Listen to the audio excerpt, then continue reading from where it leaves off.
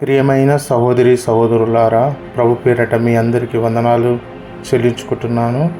ఈ దినము దేవుని వాగ్దానము మత్తయి సువార్త 2వ అధ్యాయము 2-3 వచనాలు.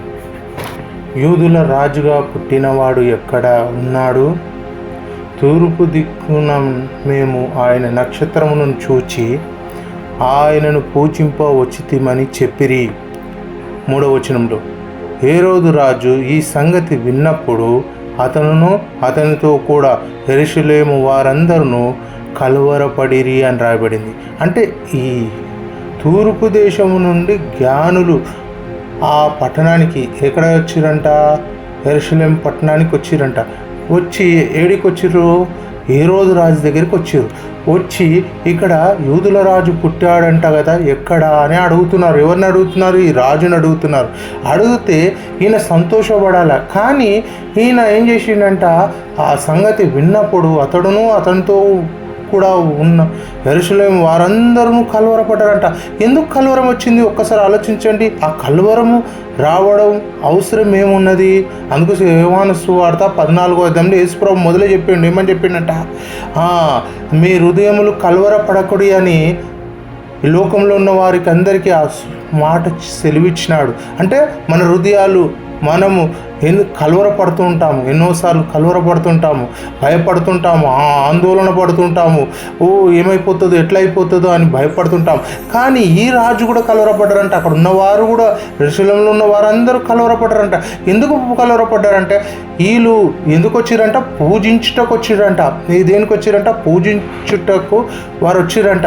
అయితే ఆ మాట విని సంతోషపడాలి, కానీ కలవరం తెచ్చుకున్నాడు. లోపల కలవరం తెచ్చుకొని ఏం చేస్తున్నంట, ఆ కలవరం దేని గురించి సూచన అనుకుంటే మనం అనుకోవచ్చు అంటే, ఆ యూదులకు రాజు, ఇక్కడ రాజు నేనే కదా, ఈ సీటు నాదే కదా, ఇక్కడ అందరికీ నేనే న్యాయం తీర్చేవాడిని కదా అని ఆ సీట్ ఎక్కడ పోతుందో అని కలవరం తెచ్చుకున్నాడట. ఈయన ఎవరో, ఈ యూదుల రాజు ఎవరో, ఎట్టుంటాడో, ఎందుకో అలాంటి వాడు ఉండకూడదు, పుట్టకూడదు, వీళ్ళు రాకూడదని ఈ కలవరం తెచ్చుకున్నాడు. కలవరం తెచ్చుకొని ఏమంటున్నాడు?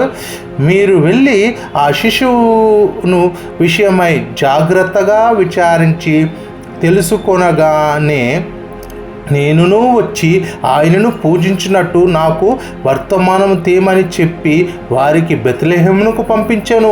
చూడండి, ఈ ఈ రాజు అంటున్నాడు, ఈ హేరోదు రాజు అంటున్నాడు, ఏమంటున్నాడంట, మీరు ఏ విషయంలో అయితే వచ్చిర్రో, ఆయనను పూజించడానికి వచ్చిర్రో, సరే మీరు వెళ్ళి ఆ బెత్లెహేములో వెళ్ళి ఆ నక్షత్రం చూపెడితే, ఎక్కడైతే చూపెడుతుందో అక్కడ వెళ్ళి ఆయన చూసి ఆయనకు పూజించి మళ్ళీ నాకు వచ్చి ఆ వర్తమానం నాకు చెప్పండి, నేనును వచ్చి ఏం చేస్తా అంటున్నాడు? పూజిస్తా అంటున్నాడు.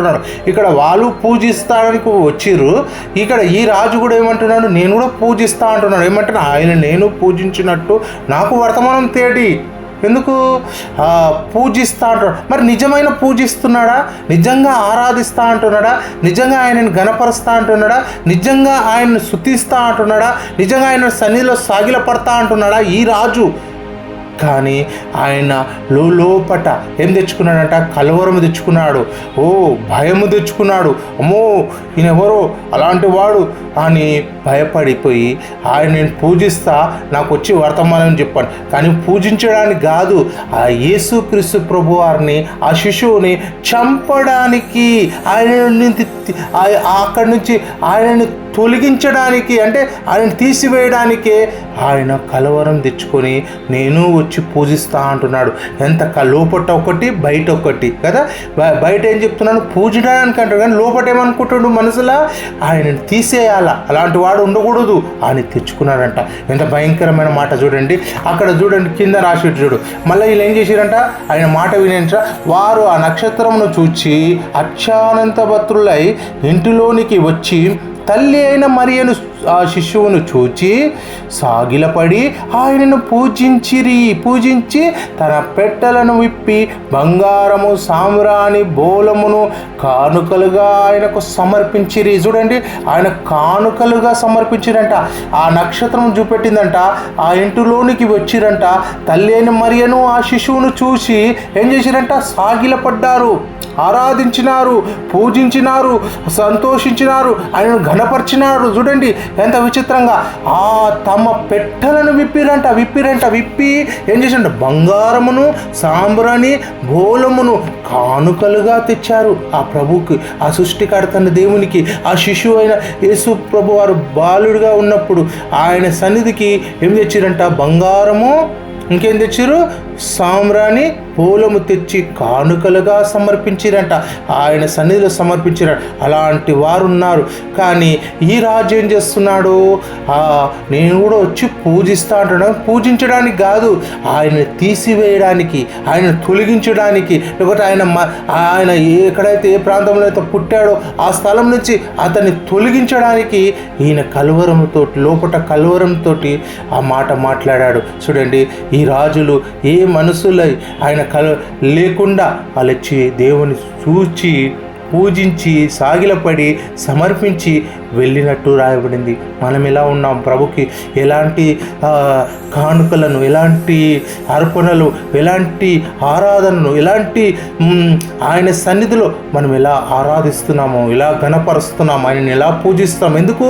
ఆయన మన సృష్టికర్త, మనని పుట్టించినవాడు, మనకు ఆయుస్సు ఇచ్చిన దేవుడిని మన సమర్పణతో ఆయన మన దేవుడని, మన రక్షకుడని, మన క్రీస్తుడని, మన రక్షకుడని ఆయనకు మనము సాగిలపడే వరకు ఉండాలి. చూడండి, వాళ్ళు తూర్పు దేశం నుంచి వచ్చిరంట. ఆ ప్రాంతం నుంచి ప్రయాణమై వచ్చి ఏం తీసుకొచ్చారంట? బంగారం సామ్రాణి బోలము తీసుకొచ్చారు, కానుకలుగా ఇచ్చి ఆయన సన్నిధిలో ఏం చేసిరంట? సమర్పించిరంట, సాగిలపడ్డారంట, పూజించినారట. కానీ మనం ఎలాంటి పూజిస్తున్నాము ఒక్కసారి ఆలోచించి మనం ఆయనలాగానే ఈ జ్ఞానులు చేసినట్టే మనం చేసేవారం ఉండాలి. కానీ ఏం రాజు అంట? ఈ రాజు ఏ రాజు అంట? హేరోదు రాజు అంట. ఆ రాజు చేసినట్టు లోపట పెట్టుకొని కలవరం పెట్టుకొని మనం ఆయనను అలాంటి ఆరాధించే వరంగా ఉండకుండా, ఆ కలవరం తెచ్చుకునే వరంగా ఉండకూడదని ప్రభు జ్ఞాపకం చేస్తున్నాడు. ఈ వాక్యం దీవించును గాక. ఆమేన్.